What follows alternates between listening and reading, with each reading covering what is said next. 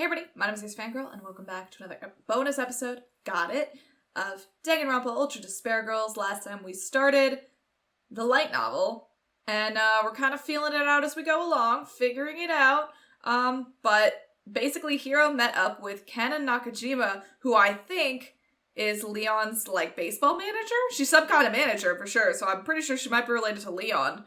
I'm wondering if this light novel is gonna go through, all of the captives, because that would be awesome. So let's find out.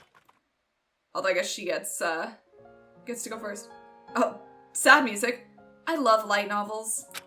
Not the ones that have, an interesting perspective or a deep plot. I like the ones where the main character gets romantically involved with his sister. Harem stuff. Oh, girl. But it's not like I'm super nerdy about it or anything, like a heroine from one of those novels. I might not look like it, but I know a lot about anime and manga and stuff. Aren't I cute? Well, it's not quite like that either. I think I just like to see a part of myself in the heroines that show up in light novels. I admire the worldview that even close relatives can tie the knot as long as there's love. Well, this is who Toko should have been hanging out with. Close relatives. I like Big Brother Leon. Well, there we go. Wait, well, that's not... Does she just call him Big Brother? Because...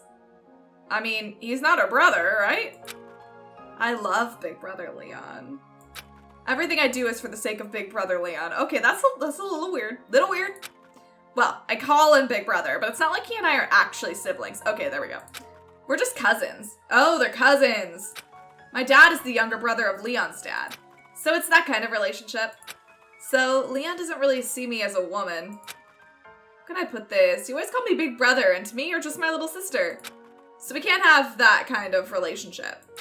We can! As long as there's love, it doesn't matter. There's no law against it either. Why? This is weird. Like I said, it's not like that. Even if it's okay law-wise, it's not gonna happen. Like, if you kill a dog, the law says that's property damage, but a dog's more than property. What I'm trying to say is that the law isn't always right, you know? Oof. Hot take. But... I mean, hell, right now my plan is to get a band together and get a lot of groupies, so I can't. No matter how many times I try to share my love, he just dodges me and leaves me hanging. Reality isn't anything like light novels. Unfortunately, Leon was a realistic man. So I tried my best to keep it real. One summer, when I was in 6th grade, Leon, in 8th grade at the time, came over to my place with Uncle and picked up one of my magazines. He saw this model and couldn't stop talking about how cute she was. The girl he was talking about was a popular supermodel wearing heavy makeup and jewelry. And I just felt despair. It was probably Chuko. At the time, I was a fashion disaster. The farthest possible thing from a model like that. But if that's the kind of girl Big Brother Leon likes, I have no choice. Literally, that night, I used my allowance to buy one trendy outfit and makeup online. 2 days later, I tried on the outfit and learned how to apply makeup. The girl in the mirror looked super hot. Was totally killing it. Maybe with a little more practice, I could totally nail the look that Leon likes. Overflowing with confidence, I went over to Leon's place to show off the new me. When he saw me, his eyes went wide. Huh, what the hell is this? What did you do to yourself? What do you mean? I'm a model, see? Party hard. What? Don't all those fashionistas talk like this? No, I don't think so.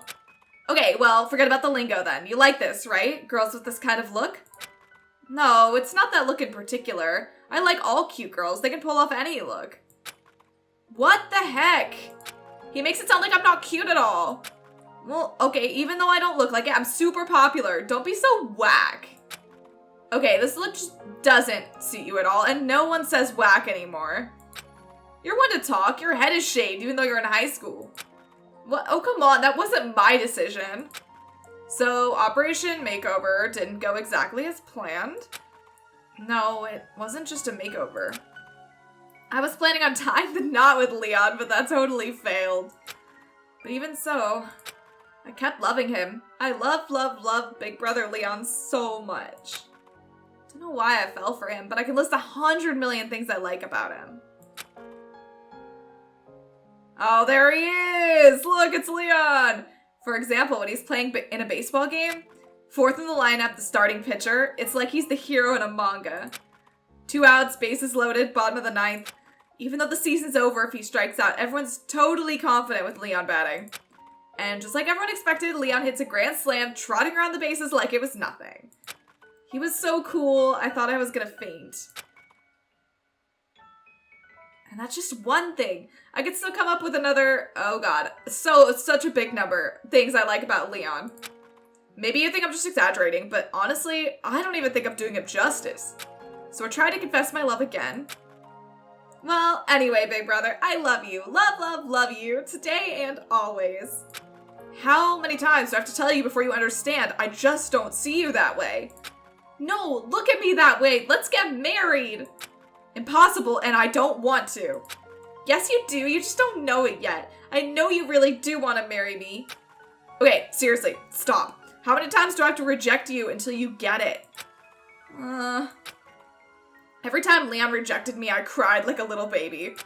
But the cycle of confession and rejection continued until it became kind of routine. It's not impossible. We're meant to be together, don't you see? Wah. Oh, girl, get a life. We're cousins. I'm sorry. No. When I cried, Leon would pat my head, but I could tell he kind of thought I was being annoying. It looked so rough, but the hand that patted my head was always so super soft and warm. Every time he pat my head, I just liked him even more. Leon and I are 2 years apart. I first confessed to him when I was 6, and now, at 15, I've confessed to him a total of 3,909 times. 3,909 fights, 3,909 TKOs. My love did not come true.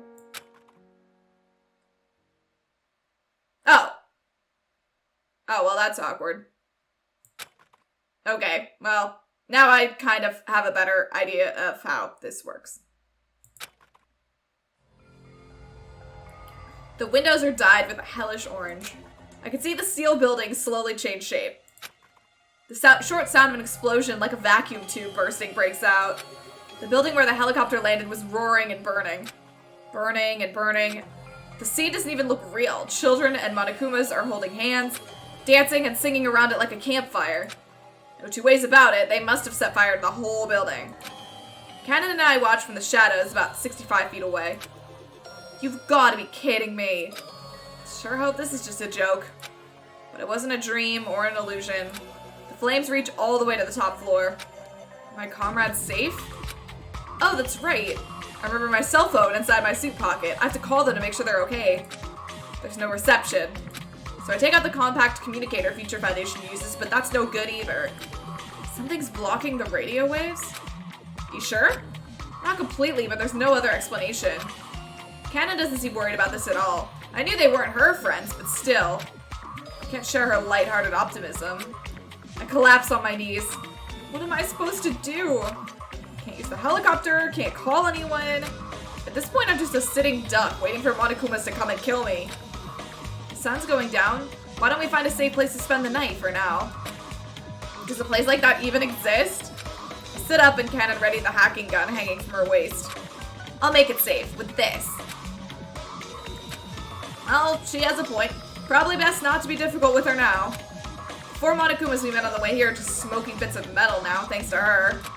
It seems her special talent is sniping. Hell yeah. Relax, just leave it to me. Let's look for a place to get some sleep. You're a good person. I'm glad I met you. Tears fill my eyes. Hey, don't cry. Come on, you're a grown man. I'm so sorry I said WAG was lame. I already told you that was no big deal.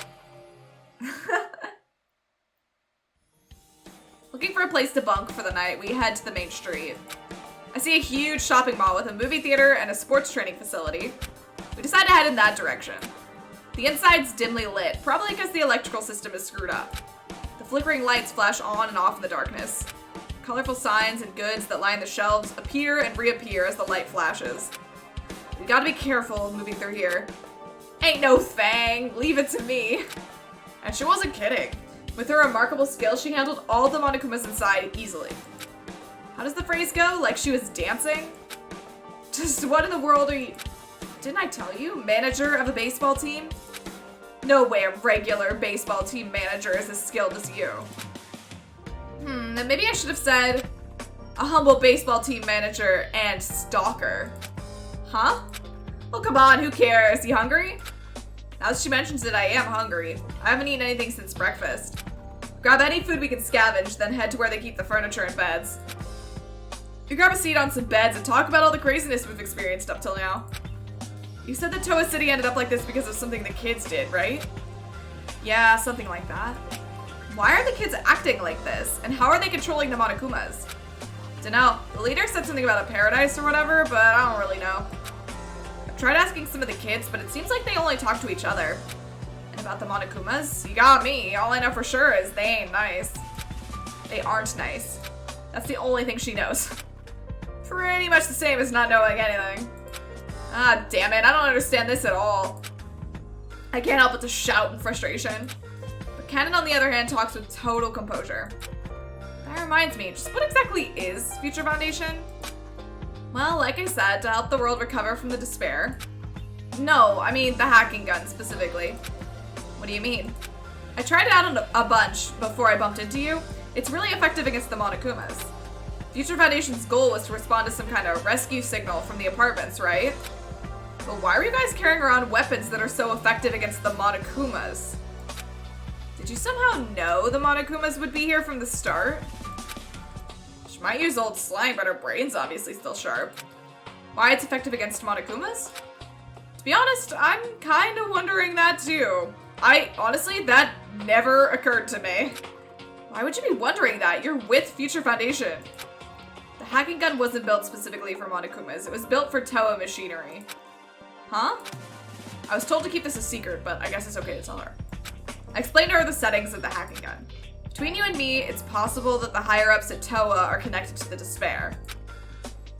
Future Foundation built a weapon to use against Towa machines, just to be safe, but if it works on these Monokumas, looks like that theory was a bullseye. Could it be? Yeah, if the hacking gun works on Monokumas, they must have been manufactured by the Towa group. So does that mean the ones starting the riots here are the Towa group, not the children?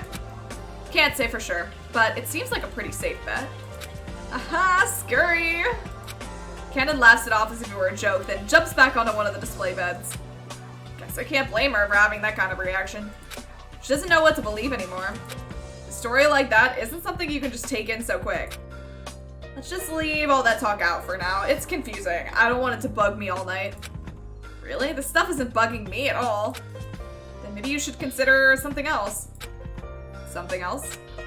Really okay to sleep next to each other? I mean, if you want, I'll go to another floor. Oh, do you grind your teeth when you sleep? If that's the case, then yeah, keep your distance. I honestly can't. It's kind of hard to tell who's talking. No, that's not what I mean. You know, even though it's emergency and everything, a man and a girl sleeping together. Oh, don't worry about that. I'm pretty ripped. Well, this is obviously her. I'm pretty ripped. Pull anything and I turn you into a flower vase. And where exactly would the flower go? Well, obviously I'd flip you upside down and... Never mind, I don't want to know. Just imagine myself being a flower vase. But she's laughing her ass off. Hey, you asked. It's chivalrous for a man to ask that in times like this. Ooh, such a gentleman. But being real here, honestly, I won't try anything. I didn't see it in my fortune. Fortune? Oh, I didn't tell you, my talent's telling fortunes. My fortunes come true about 30% of the time, too. I see things, sometimes consciously, sometimes unconsciously, which come true. Sometimes. Thanks to that talent, I fortunately, or unfortunately, got scouted by Hope's Peak. So that's pretty much why I can wear this Future Foundation uniform as a proud member. As I explain this to her, Kanon's eyes light up and she sits up quickly. Fortune telling? You can tell fortunes? Damn right I can. I can make the future shine for you with a 30% success rate. 30%? I don't know, man. That seems low. Like, at that point, it's just chance. Not at all. Now, maybe it is true that the success rate is low, but when it happens, it's in vivid detail. So that's not really fortune telling. That's more like predicting the It's frowned upon to say it like that. Ah, well, works for me. I want to know the fortune of my future or whatever. Just like I thought. Kanon's eyes don't lie. Girls love fortune telling. However, girls do not have money. They are not good customers. Alright, but it'll cost 100,000, no haggling. Normal customers would turn their backs and curse me under their breaths, but... Okay, here. Kanon places a wad of bills on the bed. Huh? What, it's not enough? Count it. No, I just mean, with the speed of a purse snatcher, I grab the bills, lick my thumb, and count the cash quickly. 1, 2, 3, 4. No doubt about it. Not too much, not too little. Exactly 100,000. How the hell did a high schooler get this much money? What, you think I'm a prostitute or doing happy ending massages or something? Maybe I do look like I do something like that, but that's not it. Don't judge people by how they look, man. Then how did you get it? The usual way. Rich daddy. Oh, and I don't mean daddy in the pervy role-playing way, my biological daddy. TAT Television, maybe you've heard of it. Daddy is the director there. TAT Television? The largest television conglomerate in the world. So it's definitely not that weird for the daughter of a director to throw cash around. But anyway, who cares about that noise? I want to know my love fortune. Yeah, sure. I try to forget the TAT Television thing and take my fortune-telling tools out of my pocket. Ouija board, crystal ball, tarot cards. So, you really have all this stuff? Slammin'! Which one tells my fortune? Oh, it doesn't work like that. My fortune telling is based on intuition and inspiration. Wah! I clicked out of the window. Come back. So then why do you carry around this stuff? And why did you take it out? Well, I bought them. Might as well use them. I'm starting to have my doubts about you. Oh, just shut up and watch. I'll lay your fortune on you. I focus my energy as if condensing my entire brain. Feel the energy folding, turning inside out, pushing away. I can see Kanon's future. I see Kanon sipping tea with your destined lover in a veranda overlooking a beautiful garden. And with that, I slip the wad of cash into my pocket. Remember, oh, it says, I think it's supposed to be now, remember, even if it turns out to be wrong, no refunds. That's fine, but she said that, I don't know why, but she has such a gloomy expression on her face. Are you okay? No, it's just that I think that fortune was one of the 70% that's wrong. What do you mean? You're trying to pick a fight and get your money back or something? No, that's not it. Then what's wrong? You know your fortune's wrong because my destined lover is already dead. Huh? Oh, well, that's the breaks, I guess. It was fun. She looks like she's trying to be cheerful, but I can tell it's bothering her deeply. Did I step on another landmine again, like with the whole whack thing? But anyway, TAT Television. Rich, super rich. Miss Kanon Nakajima. Why are you getting all formal out of nowhere? Are your shoulders stiff, perhaps? No, not really. Thirsty, maybe? Seriously, where is this coming from? It's normal for me to be so considerate with ladies. It's not like I'm trying to suck up to you or anything because you're rich. Not that at all. I see. No, really, it's the truth. I swear it on Ganesha, the Hindu god with the elephant's face. Why would you swear on that random god? Well, to be honest, I didn't want to lie to a god I actually knew something about. I needed Kanon, or more specifically Kanon's daddy, to help me with my little debt problem. I can't think of any other workable option at this point for my kind of debt. If I can save Kanon from this town, maybe I can get a big fat reward. But I can't overplay my hand. If she declines my heroic offer and goes it alone, I lose everything. It's all in the art of negotiation. Oh god, I keep accidentally clicking out. Come back. I, Yasuhiro Gakure, heroically rescued your daughter from Towa City, the town of death. So, how about a little something for the effort? Yeah, just like that.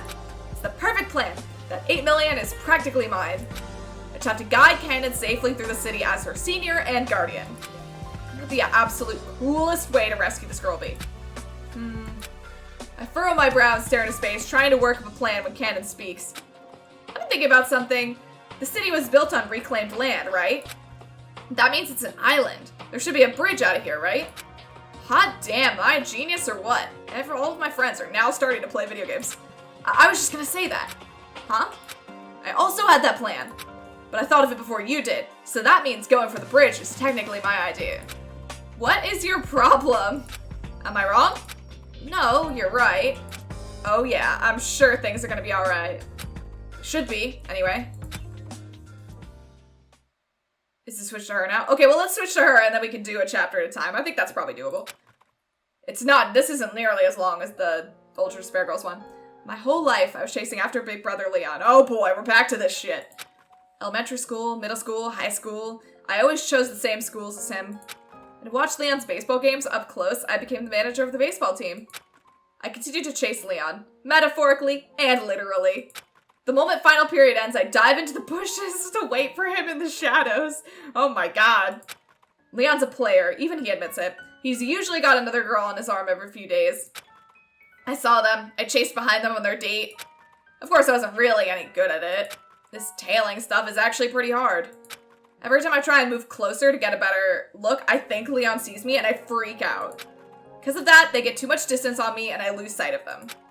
I've made this mistake tons of times. At this rate, I'm done for. To become a better Snoop, I created a strict training regimen for myself.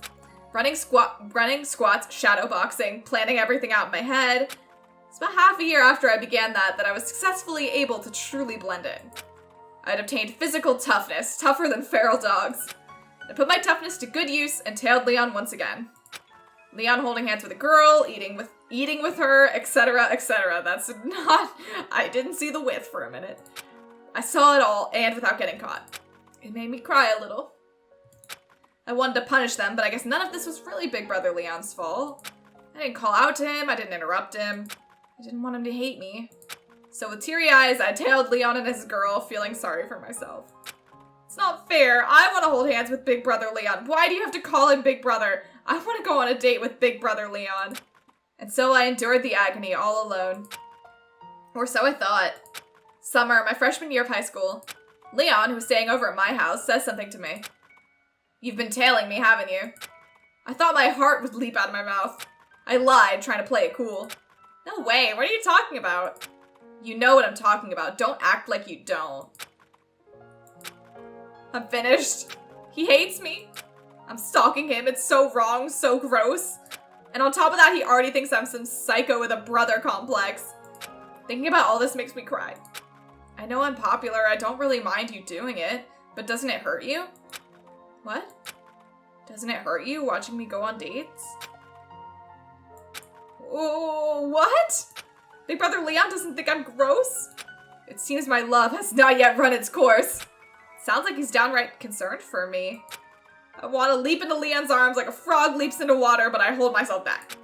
Big Brother Leon cares about me, but I can't ruin the moment with a rom-com cliche like that. I try to act cool in an attempt to hide my own embarrassment.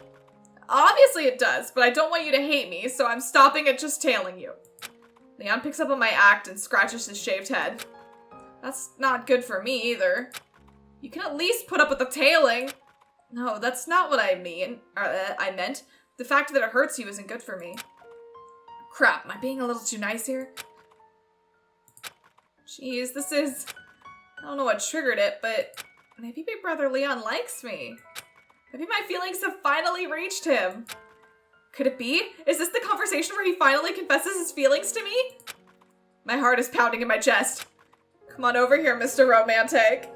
But Leon says something that catches me off guard. Let's make a bet. A bet? What the heck? This isn't a confession of love.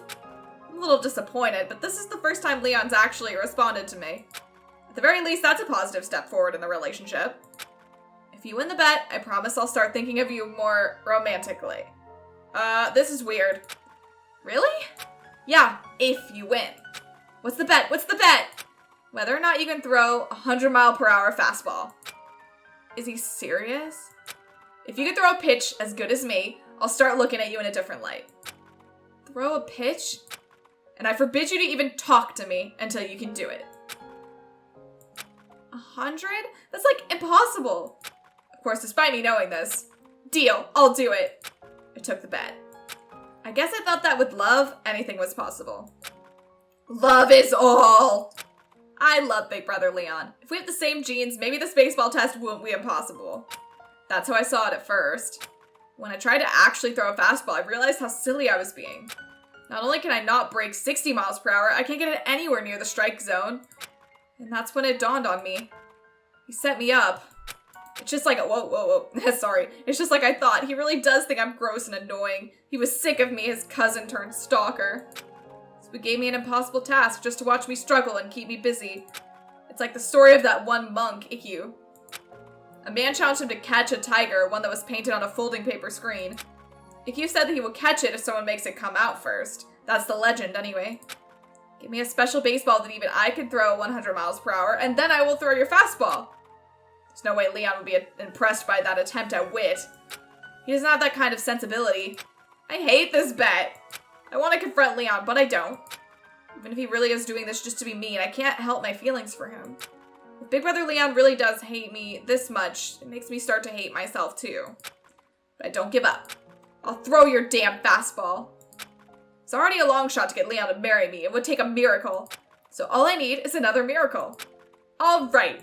Even though part of me realizes it's impossible, I practice my pitching every day. But it didn't improve one bit. When I try to throw straight, it swerves right, and when I try to throw right, it goes left. Basically, I have no coordination at all. I'm positive that all the baseball talent in the entire Kuwata family went to Leon. The reason why Leon's so good at baseball is because I'm so despair-inducingly awful at it. But even still, I practiced every single day. I practiced in the rain, in the wind. Even though I was just a manager, I practiced. Even when my classmates gave me a mean nickname, I practiced. But I still didn't improve one bit, not one bit. Aw man, is she ever gonna do it? The mystery will have to be solved. Maybe in the next one. Probably not, but maybe.